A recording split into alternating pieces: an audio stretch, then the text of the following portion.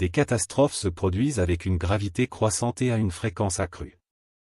Ce sont des signes indiquant que les grandes catastrophes des derniers jours annoncées dans la Bible sont sur le point de commencer. Comment pouvons-nous obtenir la protection de Dieu et survivre au milieu de ces catastrophes? Répondre. Dieu a créé ce monde, il a créé cette humanité et, en plus, il a été l'architecte de la culture grecque ancienne et de la civilisation humaine. Dieu seul console cette humanité et lui seul se soucie d'elle jour et nuit. Le développement et le progrès humain sont inséparables de la souveraineté de Dieu, et l'histoire et l'avenir de l'humanité sont inextricables des desseins de Dieu. Si tu es un vrai chrétien, alors tu croiras certainement que la montée et la chute de n'importe quel pays ou nation se produisent selon les desseins de Dieu. Lui seul connaît le sort d'un pays ou d'une nation et lui seul contrôle le cours de cette humanité. Si l'humanité veut avoir un bon sort, si un pays veut avoir un bon sort, alors l'homme doit se prosterner devant Dieu en adoration, se repentir et se confesser devant lui, sinon le destin et la destination de l'homme seront une catastrophe inévitable. Repense à l'époque où Noé a construit l'arche, l'humanité était profondément corrompue, les hommes s'étaient détournés de la bénédiction de Dieu, ils n'en prenaient plus soin et ils avaient perdu ses promesses. Ils vivaient dans les ténèbres, sans la lumière de Dieu. Puis, par nature, ils étaient devenus indécents et se livraient à une hideuse dépravation. De tels hommes ne pouvaient plus recevoir la promesse de Dieu, ils n'étaient pas aptes à voir sa face ou à entendre sa voix, car ils l'avaient abandonné, avaient écarté tout ce qu'il leur avait accordé et avaient oublié ses enseignements. Leur cœur s'éloignait de plus en plus de Dieu et, ce faisant, ils devenaient dépravés au-delà de toute raison et de toute humanité, devenant de plus en plus méchants. Ils se sont alors rapprochés de plus en plus de la mort et sont tombés sous la colère et la punition de Dieu. Seul Noé adorait Dieu et évitait le mal, et il a ainsi pu entendre sa voix et ses instructions. Il a bâti l'arche selon les instructions de la parole de Dieu, et y a assemblé toutes sortes de créatures vivantes. Et de cette façon, une fois que tout avait été préparé, Dieu a déclenché sa destruction sur le monde.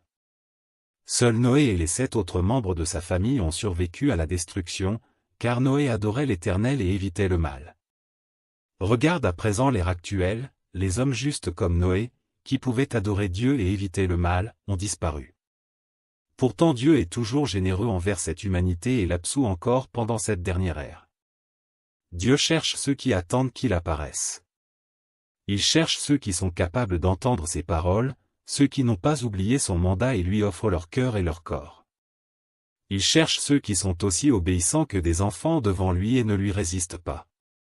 Si tu te consacres à Dieu sans en être empêché par aucune puissance ni aucune force, alors Dieu te regardera avec faveur et t'accordera ses bénédictions. La miséricorde et la tolérance de Dieu ne sont pas rares, la vraie repentance de l'homme l'est. Indépendamment de ce qu'avait été la colère de Dieu envers les Ninivites, dès qu'ils ont déclaré un jeûne et se sont couverts de sac et de la cendre, son cœur s'est adouci et il a commencé à changer d'avis. Quand il leur a annoncé qu'il allait détruire leur ville le moment avant leur confession et leur repentance pour leurs péchés, Dieu était toujours en colère contre eux. Après qu'ils eurent posé une série d'actes de repentance, la colère de Dieu contre les habitants de Ninive s'est graduellement transformée en miséricorde et en tolérance pour eux. Il n'y a rien de contradictoire au sujet de la révélation coïncidente de ces deux aspects du tempérament de Dieu dans le même événement. Alors, comment devrait-on comprendre et connaître ce manque de contradiction? Dieu a exprimé et révélé ces deux essences complètement opposées chacune leur tour alors que les habitants de Ninive se sont repentis, permettant aux gens de voir la réalité de l'essence de Dieu et le fait qu'elle ne peut être offensée. Dieu a utilisé son attitude pour dire aux gens ce qui suit: ce n'est pas que Dieu ne tolère pas les gens ou qu'il ne veuille pas leur montrer de miséricorde, c'est plutôt qu'il est rare qu'ils se repentent vraiment devant Dieu, et il est rare que les gens se détournent vraiment de leur mauvaise voie et abandonnent la violence dont leurs mains sont coupables. En d'autres termes, quand Dieu est en colère contre l'homme, il espère que l'homme soit vraiment capable de se repentir et il espère en effet voir la vraie repentance de l'homme, auquel cas il continuera libéralement à accorder sa miséricorde et sa tolérance à l'homme. C'est dire que la mauvaise conduite de l'homme entraîne la colère de Dieu, tandis que la miséricorde et la tolérance de Dieu sont accordées à ceux qui écoutent Dieu et se repentent vraiment devant lui, à ceux qui peuvent se détourner de leur mauvaise voie et abandonner la violence dont leurs mains sont coupables. L'attitude de Dieu a été très clairement révélée dans son traitement des Ninivites. La miséricorde et la tolérance de Dieu ne sont pas du tout difficiles à obtenir et ce qu'il exige, c'est une vraie repentance. Tant que les gens se détourneront de leur mauvaise voie et abandonneront la violence entre leurs mains, Dieu changera son cœur et changera son attitude à leur égard. Voulez-vous recevoir la grâce de Dieu? Rejoignez notre groupe WhatsApp en cliquant sur le lien dans notre profil et envoyez « Grâce 2025 ». Étudiez la Bible avec nous chaque jour à 17h et 20h. Ma miséricorde est pour ceux qui m'aiment et qui renoncent à eux-mêmes. La punition infligée aux méchants est justement la preuve de mon tempérament juste et, surtout, le témoignage de ma colère. Quand sonnera l'heure de la catastrophe, la famine et la peste frapperont tous ceux qui s'opposent à moi et ils pleureront. Tous ceux qui auront commis tout genre de méchanceté, mais qui m'auront suivi pendant de nombreuses années, n'échapperont pas aux conséquences de leurs péchés. Ils vivront eux aussi dans un état constant de panique et de peur, en plongeant eux aussi dans une catastrophe presque sans précédent depuis des millions d'années. Ceux parmi mes adeptes qui m'auront été fidèles se réjouiront et applaudiront ma puissance. Ils connaîtront une satisfaction ineffable et vivront dans une joie que jamais je n'ai accordée à l'humanité. Car j'apprécie les bonnes actions des hommes et déteste leurs mauvaises actions. Depuis que j'ai commencé à diriger l'humanité, je rêve d'un groupe d'hommes qui aient les mêmes sentiments que moi. Je n'oublie jamais ceux qui n'ont pas les mêmes sentiments que moi. Je les déteste toujours dans mon cœur, attendant juste l'occasion de leur accorder ma rétribution, ce qu'il me sera agréable de voir. Aujourd'hui, mon jour est enfin arrivé et je n'ai plus besoin d'attendre. Mon œuvre finale n'est pas seulement accomplie pour punir l'homme, mais aussi pour préparer sa destination. Surtout, elle est réalisée pour recevoir la reconnaissance de tous, pour tout ce que j'ai fait. Je veux que chaque homme voie que tout ce que j'ai fait est juste et une expression de mon tempérament. Ce n'est pas l'homme, et encore moins la nature, qui a créé l'humanité. C'est moi qui nourris tout être vivant dans la création. Sans mon existence, l'humanité ne peut que périr et souffrir du fléau des catastrophes. Aucun être humain ne verra plus jamais ni le beau soleil, ni la belle lune, ni le monde verdoyant. L'humanité ne connaîtra que la nuit glaciale et l'inexorable vallée de l'ombre de la mort. Je suis le seul salut de l'humanité. Je suis son seul espoir et, surtout, je suis celui sur qui repose toute son existence. Sans moi, l'humanité arriverait immédiatement à une impasse. Sans moi, l'humanité subirait les catastrophes et serait piétinée par tout genre de fantômes, bien que personne ne prête attention à moi. J'ai fait une œuvre qui ne peut être faite par personne d'autre. Mon seul espoir, c'est que l'homme puisse me rembourser par de bonnes actions. Bien qu'ils aient été peu nombreux à pouvoir me rembourser, j'achèverai néanmoins mon voyage dans le monde humain et je commencerai la prochaine étape de mon œuvre qui progresse, car galoper ici et là parmi les hommes durant ces nombreuses années a été fructueux et j'en suis très heureux. Peu m'importe le nombre d'hommes, je tiens plutôt compte de leurs bonnes actions. Dans tous les cas, j'espère que vous préparez suffisamment de bonnes actions pour votre propre destination. C'est alors que je serai satisfait. Sinon, aucun d'entre vous n'échappera à la catastrophe qui s'abattra sur vous. C'est moi qui provoque la catastrophe et, bien sûr, qui l'orchestre. Si vous ne pouvez pas paraître bon à mes yeux, alors vous n'échapperez pas à la catastrophe. Toutes sortes de désastres surviendront, les uns après les autres, toutes les nations et tous les lieux feront l'expérience de calamités, pestes, famines, déluges, sécheresses et tremblements de terre sont partout. Ces désastres ne se produisent pas seulement dans un endroit ou deux, pas plus qu'ils ne seront terminés dans un jour ou deux, ils s'étendront plutôt sur une région de plus en plus grande, et les désastres deviendront de plus en plus graves. Pendant ce temps, toutes sortes de pestes d'insectes surgiront l'une après l'autre, et le phénomène du cannibalisme se produira partout. C'est mon jugement sur toutes les nations et sur tous les peuples. Mes fils, vous ne devez pas souffrir la douleur ni l'épreuve des désastres. Mon souhait est que vous atteigniez bientôt votre majorité et que, le plus rapidement possible, vous assumiez le fardeau qui pèse sur mes épaules. Pourquoi ne comprenez-vous pas ma volonté? Le travail à venir deviendra de plus en plus difficile. Votre cœur est-il si endurci que vous allez me laisser les mains pleines, à devoir travailler si laborieusement par moi-même? Je parlerai plus clairement, ceux qui mûrissent seront en sécurité et ne souffriront ni douleur ni détresse, ceux qui ne mûrissent pas doivent souffrir la douleur et le préjudice. Mes paroles sont assez claires, n'est-ce pas? Voulez-vous recevoir la grâce de Dieu? Rejoignez notre groupe WhatsApp en cliquant sur le lien dans notre profil et envoyez « Grâce 2025 ». Étudiez la Bible avec nous chaque jour à 17h et 20h.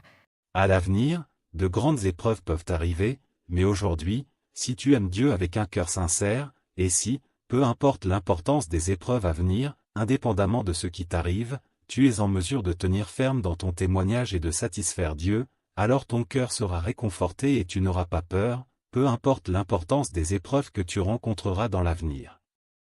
Vous ne pouvez pas voir ce qui se passera dans l'avenir, vous ne pouvez que satisfaire Dieu dans les circonstances actuelles. Vous êtes incapable de faire une grande œuvre et devriez chercher à satisfaire Dieu en connaissant ses paroles dans la vraie vie et en portant un témoignage fort et retentissant qui fait honte à Satan. Bien que ta chair reste insatisfaite et souffre, tu auras satisfait Dieu et fait honte à Satan. Si tu pratiques toujours de cette façon, Dieu ouvrira un chemin devant toi. Quand surviendra une grande épreuve un jour, d'autres tomberont, mais tu seras toujours en mesure de tenir ferme. En raison du prix que tu as payé, Dieu te protégera afin que tu puisses tenir ferme et ne pas tomber. Si, habituellement, tu es en mesure de mettre la vérité en pratique et de satisfaire Dieu avec un cœur qu'il aime vraiment, alors Dieu te protégera sûrement dans les épreuves futures. Bien que tu sois stupide, de petite stature et de pauvre calibre, Dieu ne fera pas de discrimination contre toi. Cela dépend de tes intentions, si elles sont bonnes ou non. Aujourd'hui, tu es en mesure de satisfaire Dieu en étant attentif aux moindres détails. Tu satisfais Dieu en toutes choses, tu as un cœur qui aime vraiment Dieu, tu donnes ton cœur sincère à Dieu et, bien qu'il y ait des choses que tu ne puisses pas comprendre, tu peux te présenter devant Dieu pour corriger tes intentions et chercher la volonté de Dieu, et tu fais tout le nécessaire pour satisfaire Dieu. Tes frères et sœurs t'abandonneront peut-être, mais ton cœur satisfera Dieu et tu ne convoiteras pas les plaisirs de la chair. Si tu pratiques toujours de cette façon, tu seras protégé quand tu subiras de grandes épreuves. Quel état intérieur des gens les épreuves visent-elles? Elles visent le tempérament rebelle des gens, qui est incapable de satisfaire Dieu. Il y a beaucoup d'impureté et d'hypocrisie chez les gens, et Dieu soumet les gens à des épreuves afin de les purifier. Toutefois, si aujourd'hui tu es en mesure de satisfaire Dieu, alors les épreuves de l'avenir seront un perfectionnement pour toi. Si, aujourd'hui, tu n'es pas en mesure de satisfaire Dieu, alors les épreuves de l'avenir te séduiront et tu tomberas sans le faire exprès, et, à ce moment-là, tu ne pourras pas t'aider, car tu ne peux pas suivre l'œuvre de Dieu et tu ne possèdes pas de véritable stature. Et donc, si tu veux être en mesure de tenir ferme à l'avenir, de mieux satisfaire Dieu et de le suivre jusqu'à la fin, aujourd'hui, tu dois construire une base solide, tu dois satisfaire Dieu en mettant la vérité en pratique en toutes choses et être soucieux de sa volonté. Si tu pratiques toujours de cette façon, il y aura une fondation en toi, et Dieu inspirera en toi un cœur qu'il aime et il te donnera la foi. Un jour, quand tu subiras vraiment une épreuve, tu pourras bien endurer de la douleur et te sentir lésé jusqu'à un certain point, connaître une douleur écrasante comme si tu étais mort, mais ton amour de Dieu ne changera pas et deviendra même plus profond. Telles sont les bénédictions de Dieu. Si tu es en mesure d'accepter tout ce que Dieu dit et fait aujourd'hui avec un cœur obéissant, alors tu seras sûrement béni par Dieu et tu seras donc quelqu'un qui est béni par Dieu et qui reçoit sa promesse. Si, aujourd'hui, tu ne pratiques pas, quand tu subiras des épreuves un jour, tu n'auras pas la foi ni un cœur aimant, et, à ce moment-là, l'épreuve deviendra une tentation, tu seras plongé au milieu de la tentation de Satan et tu n'auras aucun moyen d'évasion. Aujourd'hui, tu es peut-être en mesure de tenir ferme quand tu subis une petite épreuve, mais tu ne seras pas forcément en mesure de tenir ferme quand une grande épreuve t'arrivera un jour. Certaines personnes sont vaniteuses et pensent qu'elles sont déjà presque parfaites. Si tu n'approfondis pas en de tels moments et tu restes suffisant, alors tu seras en danger. Aujourd'hui, Dieu ne fait pas le travail des plus grandes épreuves et tout semble bien aller, mais quand Dieu t'éprouvera, tu découvriras que tu es trop déficient, car ta stature est trop petite et tu es incapable de supporter de grandes épreuves. Si tu restes tel que tu es et que tu es dans un état d'inertie, alors quand viendront les épreuves, tu tomberas. Vous devriez souvent considérer votre stature qui est si petite, ce n'est que de cette façon que vous progresserez. Si ce n'est qu'au cours des épreuves que tu vois que ta stature est si petite, que ta volonté est si faible, que trop peu en toi est réel et que tu ne suffis pas à la volonté de Dieu, si tu te rends compte de ces choses seulement à ce moment-là, il sera trop tard. Voulez-vous recevoir la grâce de Dieu? Rejoignez notre groupe WhatsApp en cliquant sur le lien dans notre profil et envoyez « Grâce 2025 ». Étudiez la Bible avec nous chaque jour à 17h et 20h. Ceux qui sont capables de tenir ferme pendant l'œuvre de jugement et de châtiment de Dieu au cours des derniers jours, c'est-à-dire au cours de la dernière œuvre de purification, entreront dans le repos final avec Dieu. De ce fait, ceux qui entrent dans le repos se seront tous libérés de l'influence de Satan et auront été acquis par Dieu après avoir subi son œuvre de purification finale. Ces humains qui auront été finalement acquis par Dieu entreront dans le repos final. L'objectif essentiel de l'œuvre de châtiment et de jugement de Dieu est de purifier l'humanité et de la préparer pour son ultime repos.